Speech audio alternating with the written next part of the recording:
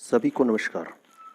मैं संग्राम सिंह, प्रशिक्षित स्नातक शिक्षक संस्कृत टीजीटी संस्कृत केंद्रीय विद्यालय संगठन, आपका अपनी कक्षा में हार्दिक अभिनंदन करता हूँ। आज हम कक्षा 8 विषय हिंदी। हिंदी में 2 पाठ्यपुस्तक है, वसंत और भारत की खोज। तो आज हम वसंत भाग 3 के पाठ 2 लाख की चूड़ियाँ पाठ के प्रश्नोत्तर हल करेंगे। आइए आगे बढ़ते हैं। कहानी से पहला प्रश्न। बचपन में लेखक अपने मामा के गांव चाव से क्यों जाता था और बदलू को बदलू मामा न कहकर बदलू काका क्यों कहता था? तो पहली बात तो ये, लेखक अपने मामा के गांव चाव से क्यों जाता था? वह चाव से इसलिए जाता था क्योंकि वहां उसे ढेर सारी रंग बिरंगी लाख की गोलियां मिलती थी और वो गोलियां उसको बहुत अच्छी लगती थी, उसका मन मोह लेती थी, इसलिए उसे वहां जाकर अच्छा लगता था और वो वहां चाव से जाता था। दूसरा, बदलू को बदलू मामा न कहकर बदलू काका क्यों कहता था? वैसे लेखक जो है उसके मामा के गांव में ही बदलू रहता था, तो उसे बदलू को बदलू मामा कहना चाहिए था, परंतु वह सारे बच्चे वहां के उसे बदलू काका कहते थे, तो वह भी गांव के सभी बच्चों की तरह उन्हें बदलू काका ही कहता था। आइए इस प्रश्न को विस्तार से इसका उत्तर हम देखते हैं।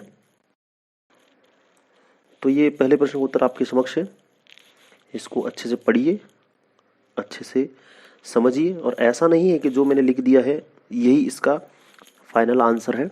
आप अपने मन से भी, अपनी भाषा में भी, अपनी तरीके से भी इस उत्तर को लिख सकते हैं। आगे चलते हैं हम प्रश्न संख्या 2 पर। अगला प्रश्न है प्रश्न संख्या 2। वस्तु विनिमय क्या है? विनिमय की प्रचलित पद्धति क्या है? तो इसमें 2 प्रश्न है। एक तो पहला है, वस्तु विनिमय क्या है? वस्तु विनिमय, विनिमय एक्सचेंज। वस्तु विनिमय एक वस्तु को देकर दूसरी वस्तु ले लेना, ये वस्तु विनिमय होता है। वस्तु के लिए पैसे नहीं लिए जाते। पहले के समय में क्या होता था, जब जैसे आपके पास आटा ज़्यादा है, गेहूं ज़्यादा है और आपको चना की ज़रूरत है, तो आप जिसके पास चना ज़्यादा है उसको अपना अनाज आटा दे करके उससे चना ले देते थे। या फिर आपके पास कुछ ऐसी वस्तु है जिसकी आपको आवश्यकता नहीं है और आपको जिस चीज़ की आवश्यकता है वो दूसरे के पास है, तो आप अपनी वस्तु उसको देकर उससे वो वस्तु ले सकते हैं। तो ये होता है वस्तु विनिमय, वस्तुओं का एक्सचेंज। तो प्राचीन समय में ये पद्धति प्रचलित थी, परंतु वर्तमान समय में ऐसी पद्धति है कि आपको कोई भी सामान खरीदने के लिए पैसे देकर ही उसे खरीदना पड़ेगा। रुपए पैसे देकर ही उसकी पद्धति, रुपए पैसे देकर ही आप उस वस्तु को खरीद सकते हैं। ये विनिमय की प्रचलित पद्धति है। आइए इस प्रश्न के उत्तर को देखते हैं। देखिए उत्तर में लिखा हुआ है, वस्तु विनिमय में एक वस्तु को दूसरी वस्तु देकर लिया जाता था। वस्तु के लिए पैसे नहीं लिए जाते थे। वस्तु के बदले वस्तु ली दी जाती थी। लोग अनाज देकर चूड़ियां ले देते थे। यह प्रथा पहले चलती थी, अब ऐसा करना संभव नहीं है। अब वस्तुएं रुपए पैसे देकर खरीदी जाती है। आइए अगले प्रश्न की तरफ चलते हैं। प्रश्न संख्या 3। मशीनी युग ने कितने हाथ काट दिए हैं? पंक्ति में लेखक ने किस व्यथा की ओर संकेत किया है?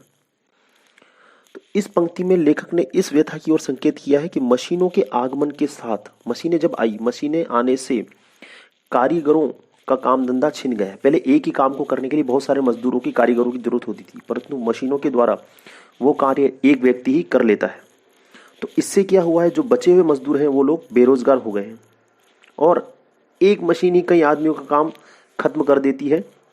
तो जिससे कारीगर बेरोजगार हो गए और अब उनके पास खाने के पैसे भी नहीं है, तो इसके लिए उन्हें दूसरे कार्य करने पड़ रहे हैं। तो ये इस व्यथा की ओर लेखक ने इस वाक्य के द्वारा संकेत किया है। आइए प्रश्न का उत्तर देखते हैं। इस पंक्ति में लेखक ने इस व्यथा की ओर संकेत किया है कि मशीनों के आगमन के साथ कारीगरों के हाथों का काम धंधा छिन गया है, मानो उनके हाथ ही कट गए हैं, जिससे लोग बेरोजगार हो गए। ठीक है, तो इसी व्यथा की ओर संकेत किया है। आइए अगले प्रश्न की तरफ चलते हैं।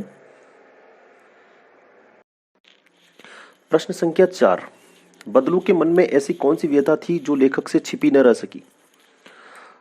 तो बदलू मशीनों के आगमन के कारण दुखी था कि मशीनें आने से उसका धंधा, उसका जो रोजगार था वो ठप हो रहा था, क्योंकि अब लोग उसकी कारीगरी की कद्र न करके, उस जो भारी दिखावटी है, जैसे वो लाख की चूड़ियां बनाता था, तो उसकी कद्र न करके लोग अब कांच की चूड़ियां अधिक खरीदने लगे थे।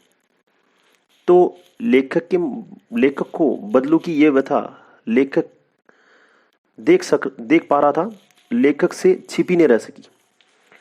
आइए प्रश्न के उत्तर को देखते हैं। बदलू के मन में इस बात की व्यथा थी कि मशीनी युग के प्रभाव स्वरूप उस जैसे अनेक कारीगरों की बेरोजगारी और उपेक्षा का शिकार होना पड़ा है।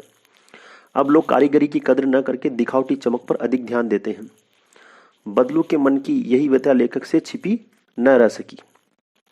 ठीक है, आगे वाले प्रश्न पर चलते हैं। प्रश्न संख्या 5 की ओर चलते हैं। प्रश्न संख्या 5, मशीनी युग से बदलू के जीवन में क्या बदलाव आया? तो मशीनी युग के आगमन से बदलू के जीवन में यह बदलाव आया कि वो बेरोजगार हो गया। काम न करने के कारण अब उसका शरीर पूरी तरह से ढल गया, कमजोर हो गया। अब उसके हाथों की नसें, माथे की नसें दिखने लगी थी और वह बीमार भी रहने लगा था। और बेरोजगारी का जीवन जीने के लिए वह विवश हो चुका था।